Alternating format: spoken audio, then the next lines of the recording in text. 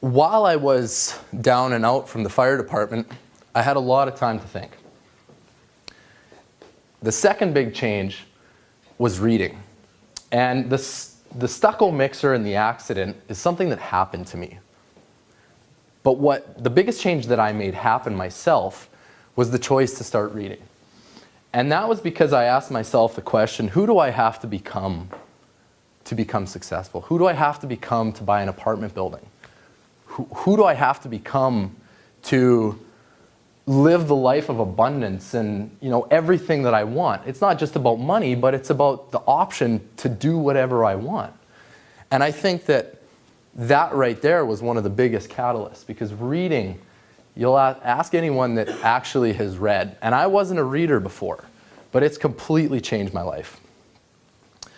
The third big change, and you'll see kind of how it works out here, is I took some coaching. So now I started off with buy and holds. I thought that I was going to be a firefighter until my career was over. And I was just going to buy some rentals.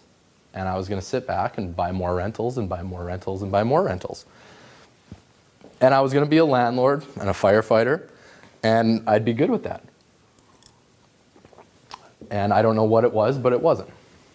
One day it was, and one day it wasn't good enough. I don't know what I read. I don't know what transformed my mind. I don't know what it was. But one day, that plan wasn't good enough. So I kept moving. And after I ran out of money to buy conventional real estate, I learned the buy, fix, refi a long time ago, 6 years ago. A long time ago, sorry. I learned it from a guy named Garth Chapman out in Calgary. And he was involved with REI. And that's I took the education with the rentals because I wanted to learn how to do it professionally. I didn't want to just buy rentals and mess it up, lose money, just run off by the skin of my teeth. So what I really wanted to do was make it a business. I wanted to be professional. So I took my courses through REI. I learned how to do it, and I did it well. But then I learned the buy, fix, refi. And you can tell, by different stories, people are still using it, and it's a phenomenal strategy if you can figure out, the private lending side or however you're going to finance your deals. The numbers kind of fall into place, and it's a fantastic way to build your portfolio. So I did that for a while, bought a bunch of properties. Wasn't enough. I'm not sure why. Then I decided that I needed to learn how to do active real estate, because a lot of my stuff was passive, and people were asking, well, where's the money? And equity is very nice, it is, but we all need capital, right? And so I wanted to learn how to flip properties. And not only flip properties, but I wanted to learn how to make money now in real estate. And I knew people were doing it, I just didn't know how to do it very well. I had done 2 flips by myself, and just luck of the draw, the sun was shining on me, and I didn't lose my shirt. But I wanted to do that on a mass scale. I wanted to learn the margins.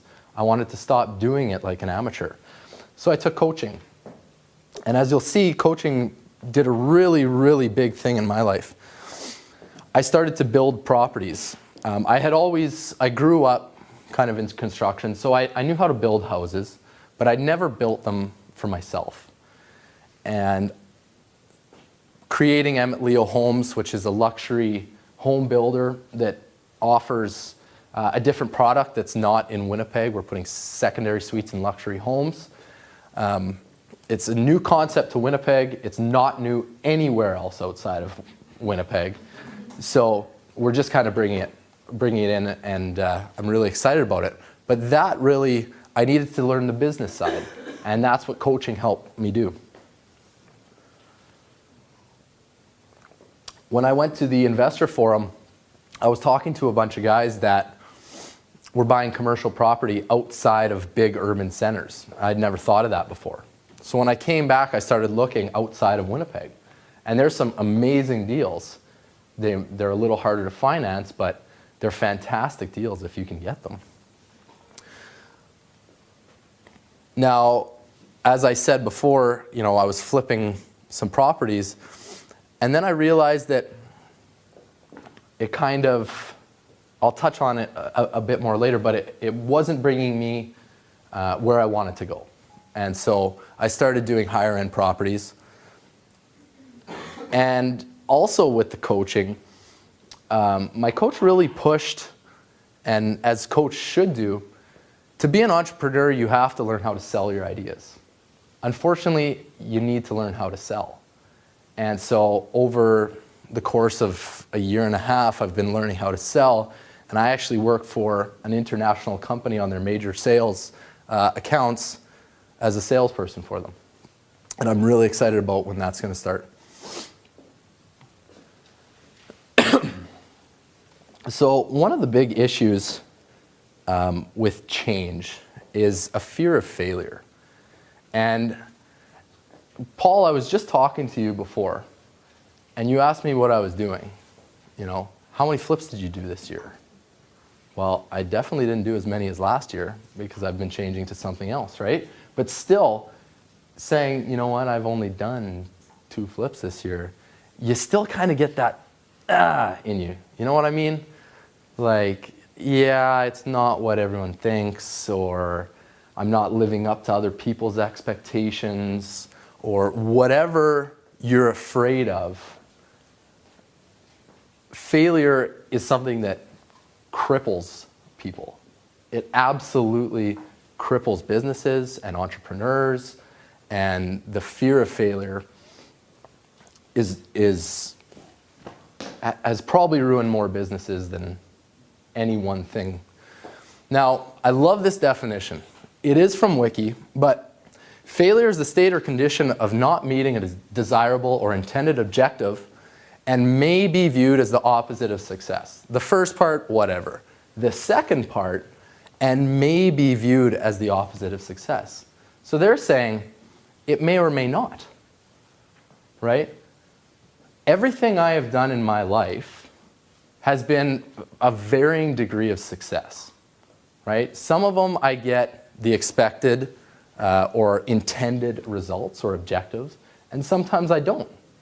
But the way that you look at it and your own mindset, I may not get my results, but I've definitely learned another way not to do it, right? So, you start a company, okay? You go at it for a while. Maybe you don't test it well enough before you start it. Maybe it's not right. It's not the right time. You might have to shelf it. Is it a failure? I don't think so. You've learned something that's not going to work right now. You might be able to pick it up later. But I guarantee that by starting a company, you've learned so much already that you didn't before starting that company. So, failure sucks, really, the way that you look at it. Now, I want you to think of, in your life, there's 4 big things, and you can classify them however you want, but health, business, your core relationships, and your being. So I want you to think kind of when you go home,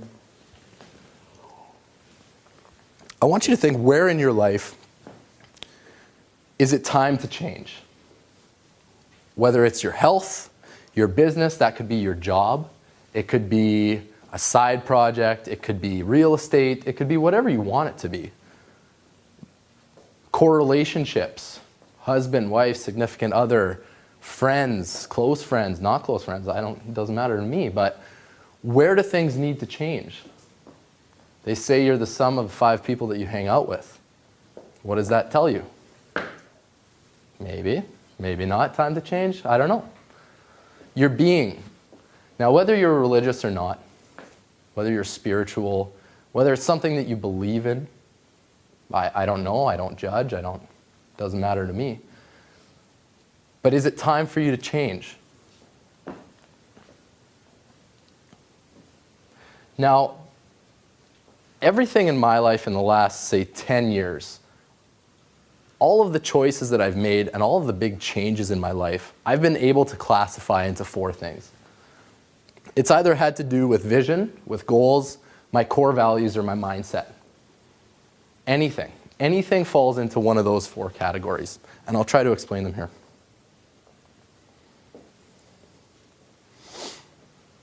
So the first one is vision.